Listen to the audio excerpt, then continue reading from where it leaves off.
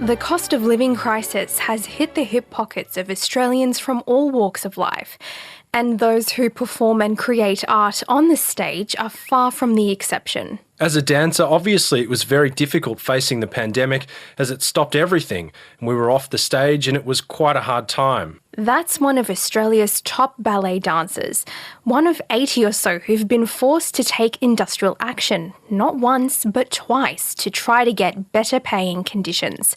They're so worried about being identified, ballet is a small world, they only spoke to the ABC on condition of anonymity. They also insisted we use a different voice for their comments. The dancers also had to make quite a few financial sacrifices during COVID to help the company through those challenging times. But I think there's only so long that the dancers can make those sacrifices for. The Australian Ballet has been negotiating their new enterprise agreement with its dancers since September 2022. It's been a tough time, and the dancers have carried out their own unique style of industrial action. It's called holding the curtain. During 2 performances, they've opened the curtains but delayed coming onto the stage for 15 minutes. Michelle Ray is the Director of Equity at the Media, Entertainment and Arts Alliance, which is representing the dancers. We've seen dancers have to cancel health insurance. We've got dancers who are living hand to mouth and living off tuna and rice. Their bodies are the absolute instrument to their work and it's not sustainable for them. Dancers in their first year earn around $70,000 a year, similar rates to junior teachers and nurses. But that's not counting the gruelling years honing their craft and their body to earn a coveted place at the ballet company. Our career is very, very demanding to be at this elite level, whether that be in the gym or getting treatment to maintain your body or coming into the theatres early to get ready for the shows. And like any elite sport, the expectations and the standards get higher with each and every year. The Australian Ballet wants to cap its wage increases below the current rate of inflation. The funding Australian Ballet receives from the government is also not adjusted for inflation. Lisa Toomey is the Executive Director of the Australian Ballet.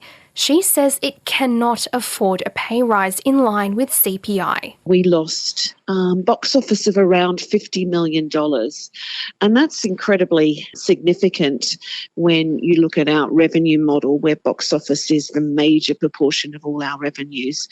We're seeing that audiences aren't back to pre-COVID levels and indeed seeing some price resistance to those who are buying tickets. During the COVID years, dancers had taken pay cuts due to the huge drop in revenue, but the Australian Ballet says that they had received 2 wage increases since February last year, and the proposal on the table, which would cap inflation increases, is necessary so that the company can run sustainably. But the union's Michelle Ray doesn't buy this. So throughout these negotiations, that's what they've been saying to the boss. We cannot financially continue to do this unless the pay increase has that CPI protection. 92% of dancers voted to take protected action. We have to ensure that we keep their identity anonymous so that those repercussions don't come into play for them. The union and the dancers say Australian Ballet does have options up its sleeve, including reaching out to donors to help improve pay and conditions. There have been occasions where management have said things such as it's not sexy to ask the patrons to give money to keep the lights switched on. We've had patrons reach out to us wanting their money to go towards us and wanting to help us in any way possible. The Australian Ballet says this isn't feasible and donors cannot be expected to pay for salaries and other operational costs. We've received no formal offers from donors to cover dancer wages. We have some really wonderful supporters and donors, but anyone in the industry knows that the majority of funds provided by donors usually go to leverage projects or new productions or scholarships, costs that donors know they can be acknowledged in and see that will really benefit and leave legacy into the future. Negotiations are still ongoing. Rima Chia reporting there.